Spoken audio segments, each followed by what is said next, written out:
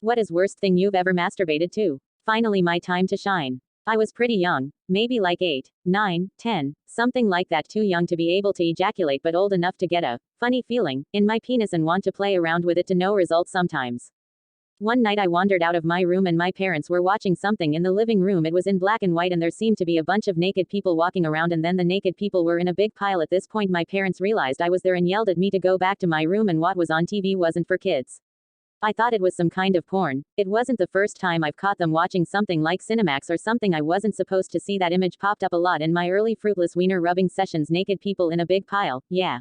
Many years later I saw the footage and recognized it as parts of it had been burned into my younger mind. Unfortunately it was part of a Holocaust documentary and the naked people had been killed and put into a big naked pile to be dumped into a mass grave. Back in the LimeWire days I would queue up a long list of porn downloads before bed, and they would slowly arrive over my 56K modem while I slept, and the next morning, wanks galore. Problem was, not everything was trustworthy.